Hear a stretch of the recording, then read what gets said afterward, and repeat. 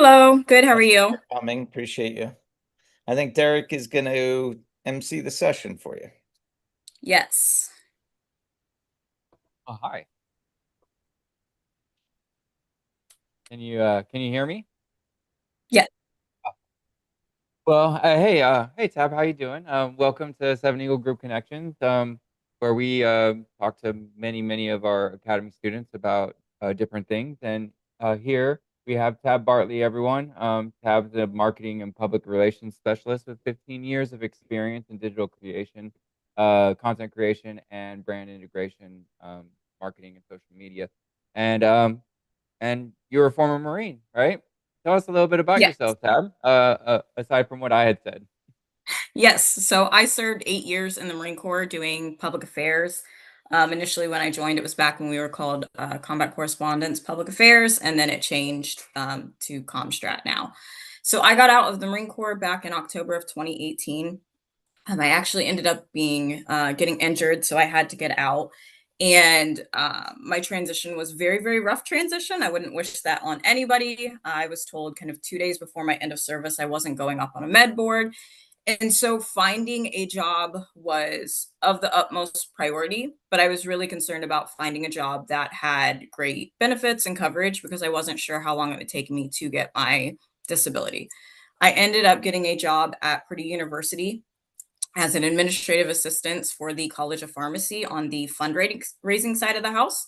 And then I became a project manager of unit campaigns. So I oversaw all of the campaigns that we were doing, donor stewardship. Um, while doing that, I was not doing my normal public affairs stuff, marketing stuff, and wanted to make sure I stayed up to par on that career because that was my goal to get back into it. So I ended up running for Indiana State Senate.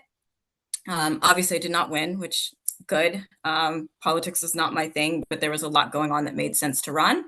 And then shortly after that, I was recruited by the Department of Agriculture, which is where I am now. And again, I serve as the public affairs specialist for the agriculture marketing service. I run all of our social media platforms as well as manage multiple programs, all of their public affairs. And then I am also the current president of USDA's Veteran Employee Organization. And we are, don't quote me on this, but it seems like we are currently the largest federal veteran employee organization in the entire federal force. And I spend a lot of my time volunteering with different veteran organizations in the capacity of primarily looking at from the angle of marketing and public affairs. So I think that's the super overview of my career. That's really cool. And you say you're working for USDA now, and that's awesome. What kind of job opportunities are there for transitioning service members and veterans, if you don't mind? Yep. So currently we are in a federal hiring freeze. However, there are still jobs that we're able to see. So they're still hiring for jobs that meet kind of a certain threshold. For USDA actually has 29 different agencies. I work for the Agriculture Marketing Service. We have still been hiring for meat graders and fruit and produce graders is what we call them. And there's a number of other federal careers that if you look on LinkedIn or even USA Jobs, you'll still see those opportunities. Currently, right now, we are not sure exactly how long the federal hiring freeze will last. But again, depending on what you're looking for, there are still jobs that are out there and being hired for. The two main ways to find them right now is USA Jobs, but then also there are a number of federal recruiters on LinkedIn who post about, and I'll get more into detail of this because there's different paths into the federal government, but what we call special hiring authority opportunities. And these are career opportunities in the federal government that actually are not posted on USA Jobs. They oftentimes, like for me, that's how I was hired into the federal government. And so it was a Schedule A special hiring authority, non-competitive hire. So essentially I was recruited. They asked me for my resume, gave them my resume. They reviewed it. It met the qualifications they were looking for that public affairs position. I had one interview and then I was offered the job. I think a lot of times when we think federal hiring process, we think that it's always this extremely long process. But what Well, I've yeah, seen in the because all of last, us all of us got into the military and we had to sign our life away, Yes. right? Yes, which I'm not saying it's the fastest process. Purdue University, was a lot faster, but especially with this special hiring authorities, there's a lot that go a lot faster. So there's uh there's that, and I'll kind of talk more on what are those special hiring authorities, what most of you probably qualify for those special hiring authorities, either as we talk or now, whichever kind of works the best. Yeah, I mean that makes sense. So can we just go back a little bit? You touched a little bit. I always like to talk about the transition part, right? And you said that you Yeah. had kind of a struggle with that, right? Can Yes. you is there if there was something that you knew like right, and this is my favorite question to ask. If there was something that you knew now, like you know now that you wish you knew back then, what would you tell yourself? What would you look back and say, "Hey, Tab, this is what you need to do." Like what would you do? Yeah, first and foremost, I don't think most of us realize how emotionally and mentally taxing the transition is gonna be. For me, I was, just to be completely transparent, I had multiple organ prolapses, so I had had a child and then 6 weeks returned back to work, and, my uterus and my bladder started falling out of my body after a hike. And so I wasn't able to stand without severe pain and a number of other issues that comes with that. And I was so hyper focused on the physical that I didn't realize the emotional and mental toll that that was going to take, and having to advocate for myself and having to do all of these things. So I would definitely say if you're anywhere in your transition process, to start some type of mental health or emotional health, whether that's spiritual, whether that's, seeing a counselor, talking to the chaplain, just to start being proactive on it. Because, I don't like to say that I was suicidal, but in that moment, I understood how a veteran could come to the conclusion of suicide in the transition, because it feels so lonely. Um, and there's just so much going on with it that I understand how people can get to that conclusion. But I think it's really, we're not talking enough about that holistic over, when the Marine Corps, it's the whole Marine concept. Well, it's kind of that whole person concept. When we're transitioning, it's more than just finding a job. It's more than just finding a career. There are so many other factors, and paying just a little more attention to those and preparing for those really will help the rest of it. Yeah. So, if it's okay with you, Tab, I'm gonna go ahead and throw your LinkedIn on there. Everyone here who's looking to connect with you can connect with you there if that's all right. Especially Of course. if you're willing to help them, in any kind of transitional state. Uh, just you know, I hope that you understand that everyone that is here is either a transitioning service member in a skill bridge, setting, or they're veterans or their spouses. So um, if that's okay, that would be really, really kind of nice for everyone. How, hey, Chad, let us know right now with the one in the chat if you are interested in a federal job at all, or even the USDA in general. Put a federal job one, put a two for USDA in specific, and maybe there's something you said that there's 29 different like areas, right? Or Yes. So I love talking about USDA. So I was born and raised in Lafayette, Indiana. So I wouldn't say I come from an agriculture background. However, agriculture was all around us, especially in my family. And I knew that I wanted to. So transparency, I don't have a degree. I got out as a sergeant in the Marine Corps. Um, And one of the challenges I was having in my transition was, even though I did this job for 8 years and I was, multiple awards for it, did a ton of stuff where, I could safely say I was an expert in that career field, I didn't have a degree, and I was struggling to find jobs that would hire me in a career field that, no offense, doesn't need a degree, right? Like, this is a career field that is very much, what you can do, and you have to prove it. And I saw a federal career as my way to show that credibility, that because I didn't have a degree that I could show it.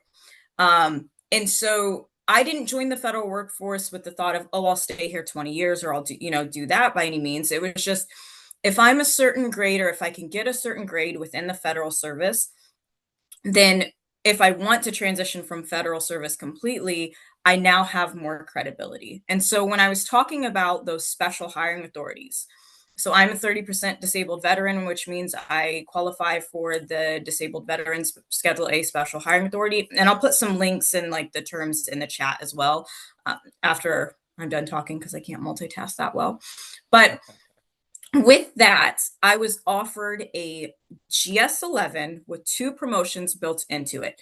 So within the contract, it was obviously like 3 years of service. Now, my first year in federal service doesn't technically count, because at any time they can kind of get rid of you. That is the thing with Schedule A hiring authorities. You're not permanent yet.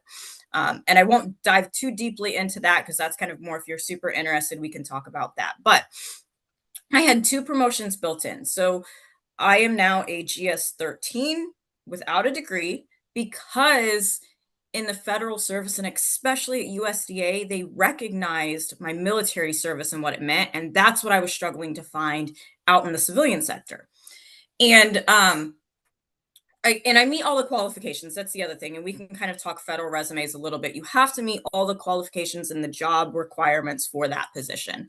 And I met all that. So the other thing was, I lived in Indiana and they wanted me to relocate in DC. Now, at that time, you were able to use your GI benefits as on the job training. So I was able to get a housing stipend for my first 3 years to be able to move to DC. So essentially, it was like I was being paid as a GS13 almost the whole time. I'm not good at math. That's not my thing, but roughly we'll say that, right? Because moving from Indiana to the DC area on a GS11, although it seems nice, it's still like, that's still like kind of a struggle, especially like we have 4 kids and we're single income. But the more I learned about that, as well as some of the benefits of being a federal employee. So within my first year, if you're a disabled veteran, you get disabled veteran sick leave. So you get 120 hours. Don't quote me on that, because I always say the wrong number. But again, I'll put that in the chat. But it's roughly 120 hours of sick leave you can use your first year. You are able to buy back your military time. And the first 2 years in federal service, there's no interest on that buyback. So you can add your military service now to your federal service, which is huge. There's no other, at least that I'm aware of, organization or civilian entity that will let you literally buy back your military time. Health benefits are, I would say, pretty good, really good, depending. They were actually pretty similar to what I had at Purdue University. And the other thing was, I found a community of veterans again. So, the person that recruited me was another Marine, and USDA has had their veteran employee organization for 25 years. And our veteran employee organization directly meets with the Secretary of Agriculture to advocate for veterans in agriculture. So not just veterans at USDA, but agriculture as a whole. And so when we're talking about culture and looking for a place to go, it has felt like I didn't think I would ever get that feeling again from the Marine Corps, because if there's other Marines, you understand, like there is just a beauty in the Marine Corps with all the suck, and any other service, this, but obviously I'm going to say like Marine Corps is just, we're a little extreme, right? We celebrate our birthday every year. We do all those things. And so there was that feeling, and there is that feeling within the Department of Agriculture. And I know there are other federal agencies, but I'm not as familiar with them. Yeah, I mean, it's how, so you have all these job opportunities, you're moving from place to place, you're going all over the place, like stuff like that. But I think you're also hybrid in your job, in your title currently, right? So no. So currently across the federal government, everybody has had to return to office. However, they are doing reasonable accommodations. So for those probably not super familiar with them, but you can file a reasonable accommodation. You just need your medical provider to kind of write what the stipulations are for it. I currently am on a reasonable accommodation because I suffer from, again, multiple organ prolapses, complex migraines, and a number of other items where if I'm able to work from home 2 days a week, then I can help manage my symptoms more. That reasonable accommodation also allows me to wear certain like eyewear in the building or to cover my desk space. So it's not even just, being able to telework, but We don't have remote and telework positions anymore within the federal government, but if you have a disability that you need a reasonable accommodation for, you can get that. And you said that you were 30% disabled. Is there a difference from someone that is 100% disabled or even 100% PNT? Do they get different treatment as well? Or So when I was talking 30%, that is the Schedule A special hiring authority. So it's 30% or over. So I'm actually 90%. In the federal government, when it comes to hiring, there's no at 30, it's all the same after you're 30 when it comes to the Schedule A. What there is the only individuals currently right now who have the opportunity to be remote are military spouses or veteran spouses of 100% disabled veterans. There is a currently federal, and this is a federal order that allows military spouses to be remote, or spouses of 100% disabled veterans. And that's across the entire federal government. One of the nice things about working for a department that does have like a veteran employee organization or a military spouse association is that, say you're having an issue with your supervisor or whoever getting you that and what you qualify for, that's where we can step in and assist with that and make sure that the supervisors and other individuals know kind of what those rules and regulations are and how to implement it, which is, again, one of the roles that we play as a veteran employee organization. We also have a military spouse association, and we currently have employees whose main job is to oversee veterans within USDA and within agriculture. wow, it's a lot. So much It information. is. Yes. And I mean, being a federal entity, I'm sure there's a lot of red tape as well that you have to kind of go through in order to make sure that the process is done correctly. Is that true? I'm not sure what you mean by red tape. Currently, I don't remember exactly when the new merit hiring plan was put out. I think it was very early in the military transition, but currently, and I'll post a link to it, there is the new merit hiring plan that lines out where federal hiring is going. So we have now in the federal government moved to a 2-page resume. It has to be 2 pages. If you've been within USA Jobs, you've gotten those notifications. So now it's a 2-page resume instead of the federal resume format that it was before. The biggest thing is when you're looking at jobs, you really have to meet all of those qualifications when USA Jobs asks for those qualifications. That's what you're really looking at. Do I qualify? And that's what you have to make sure you put in there. But you'll find a number of federal jobs that don't say degree required or will say, experience equivalent can replace degree or can replace education. There's really a lot more opportunities than I think we think there are, and even like careers there are. So, for example, again, I work for the Agriculture Marketing Service. We have public affairs specialists, we have meat and poultry graders, we have egg graders, but we also have architects who design, agriculture structures. We have the Food and Nutrition Service. We have, again, there's 29 agencies. We have a ton of veterinarians that we hire. The amount of jobs I think sometimes is surprising.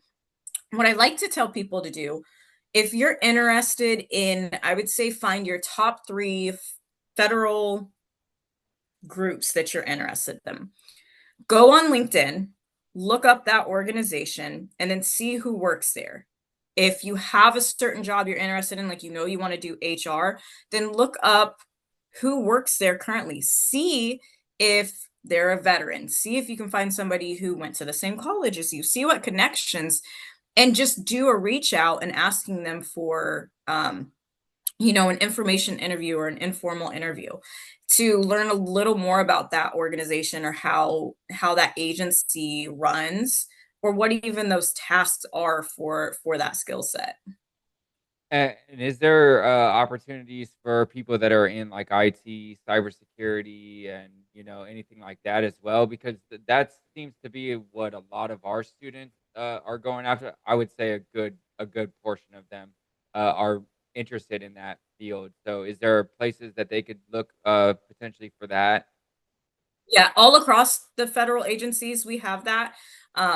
there are quite a few recruiters on LinkedIn who are specifically looking for those opportunities. And again, a lot of times they are Schedule A special hiring authorities. So they are not on USA jobs. They are being posted directly from that recruiter.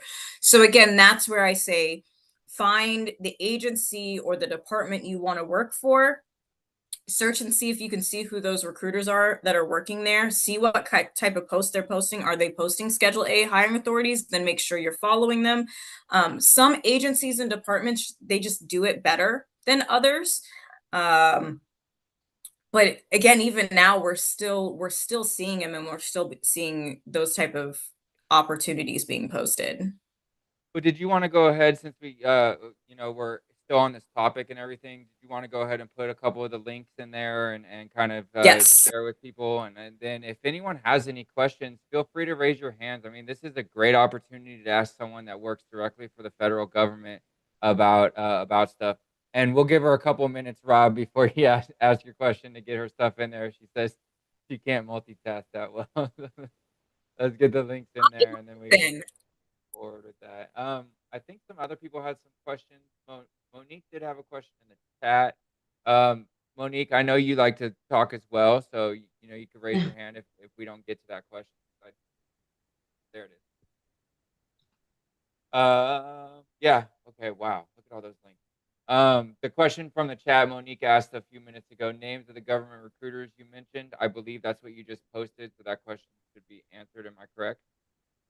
I did not post any direct links to the recruiters. I don't have any within USDA, and I'm not sure, I haven't seen them very recently. What I can do is after this session, or you can reach out to me directly. I'll go back through and see who's being active right now and who's posting, and see if I can find any of them and send them to you directly. But right now I don't have any that have been recent enough for me to kind of post in there.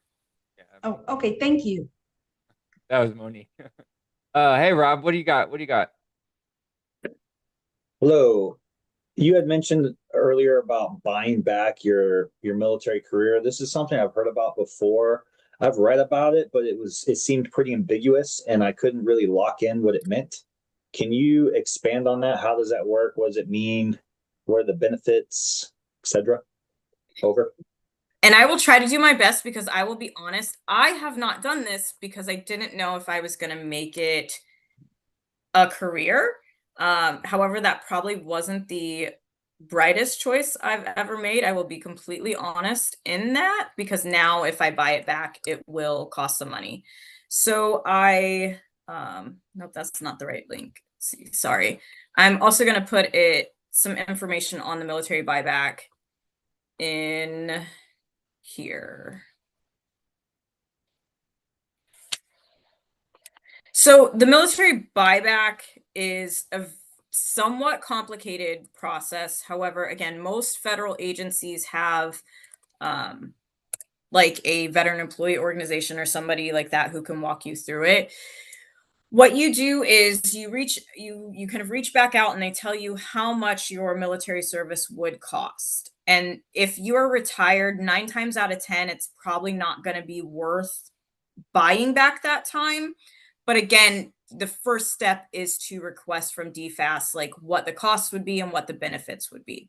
It essentially adds those years onto your federal service. So for example, I had 8 years that I could purchase back, which means in federal service, after a certain amount of years in service, you get more leave time. So that would accrue faster.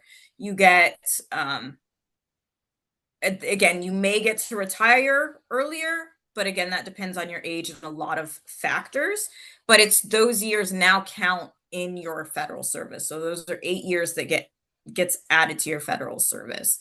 Again, money and finances is not my thing, so I can't overly expand on it.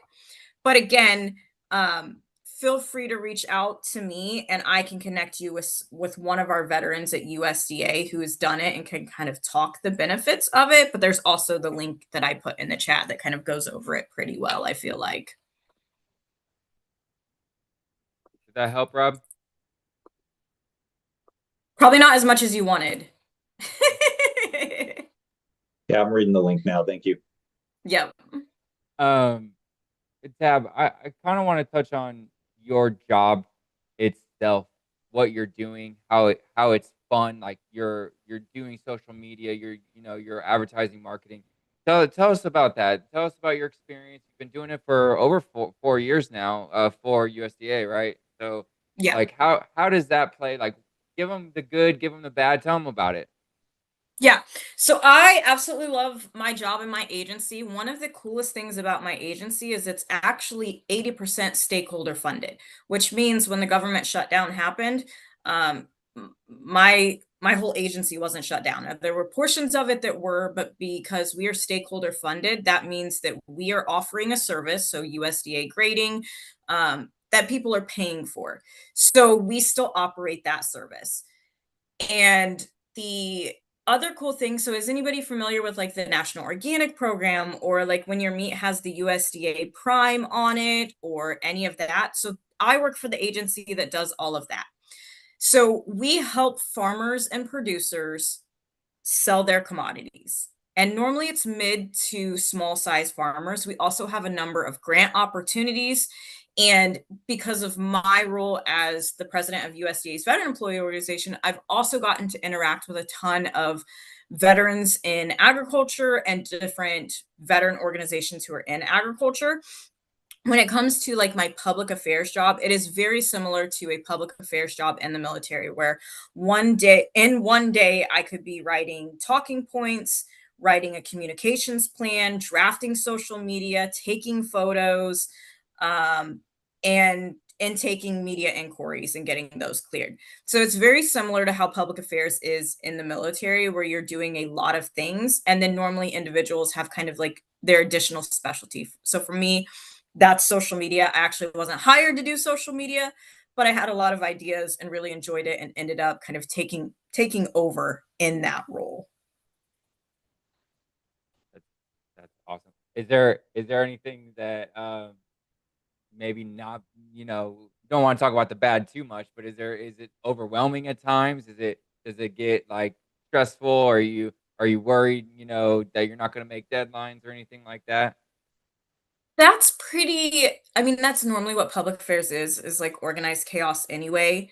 I will say there are times that are more stressful, and I think in general, like just being transparent, we don't fully know what's happening with our department. Our department is currently undergoing a reorganization that we don't know what that's going to look like yet. So I think in general, as a federal employee, even in the last year, there's just a lot of uncertainty and a lot of unknown. However, as a federal employee and where I work, there has been a ton of support, internally and externally. Again, I think that's where like our veteran employee organization, we have well over 1,000 members, and they're all extremely interactive. They're all very supportive. So like these questions that you had about military buyback, well, I don't need to be the subject matter expert because I can easily find another veteran who can help walk me through that. We launched our first mentorship program in the last year, again, to kind of help with those uncertainties and the not sure, and wanting to make sure that we're prepared for whatever transition may come, because there's always transitions when we get a new administration. Now, this is my first time being on the federal side, not in uniform with the transition. So I think in general, it just looks so different on this side. And I'm not saying good or bad. It's just there's a lot of uncertainty because it's not something I've been through before. And so I think that's probably the biggest challenge right now is just I don't know, the uncertainty of what our organization will look like in the future and what that will mean for me. Well, you talked about how, you have all of these veterans and support. Do you feel like the difference between having that, full support while you're in the military, do you feel that same kind of support or close to the same kind of support where you're at now? Yes, because and I loved my time at Purdue University on the fundraising side of the house. So if you're somebody who's ever been in recruiting or looking somewhere else, I always encourage people to look in higher education, because there are a lot of career opportunities in higher education that even I didn't realize that correlate really well, especially in the recruiting or public affairs. Again, fundraising, donor stewardship, and all the things that go with that. But even there, in like an organization of 100 of individuals, there was only two veterans. It was me and another female veteran. That was it.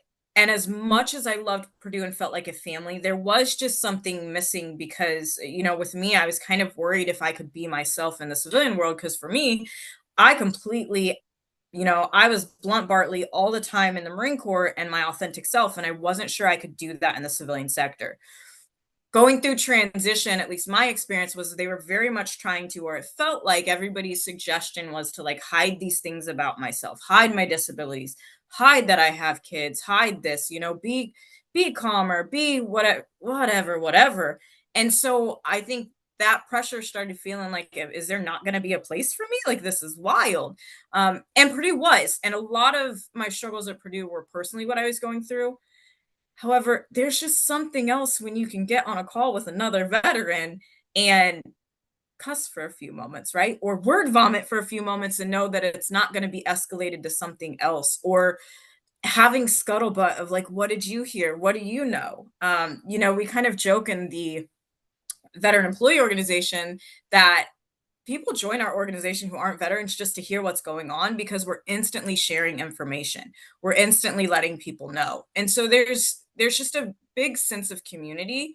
And again, for me, I think the agriculture and the mission of agriculture is really close to me. And again, I'm not pretending that I'm a farmer or anything like that, but I would love to one day have a homestead. I would love to be, closer to our food and those type of things. So for me, yeah, I think it was just, again, that whole marine concept. I feel like here I was getting more of that benefit to my whole self, not just like, oh, it's a job, not just this. It was like here I can kind of get all of the benefits of it.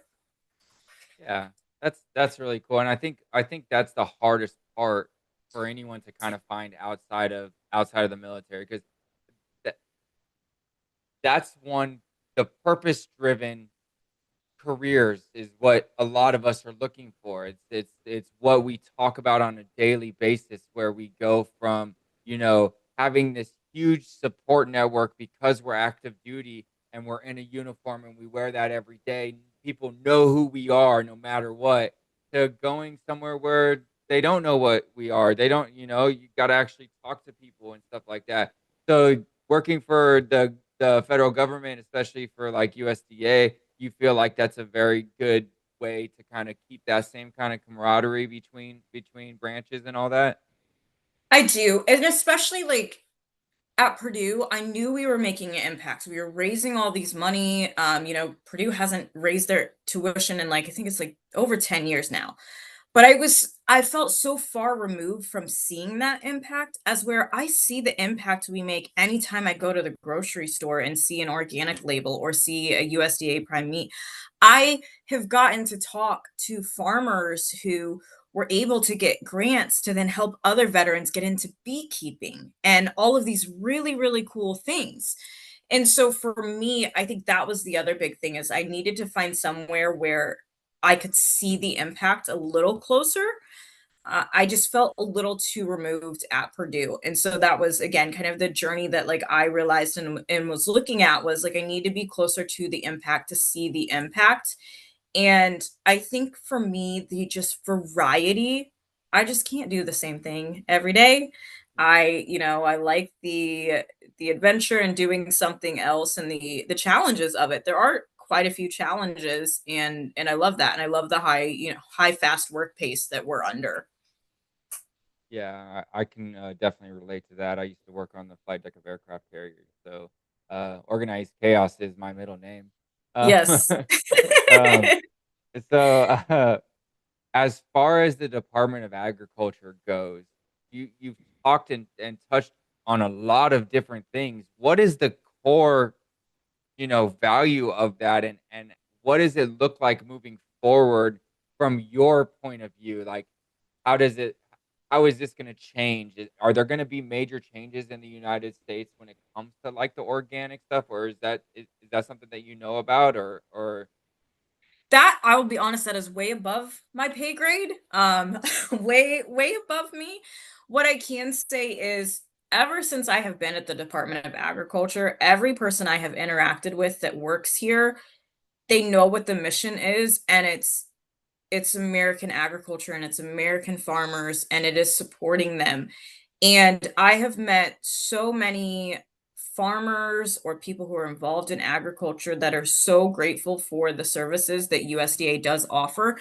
The amount of services is absolutely wild. From and I'll post a few web links as well in a second, but like we have beginning farmer and rancher programs for veterans. We have business right, all of these things that are just absolutely amazing if you're wanting to get into agriculture or have a better understanding about your food.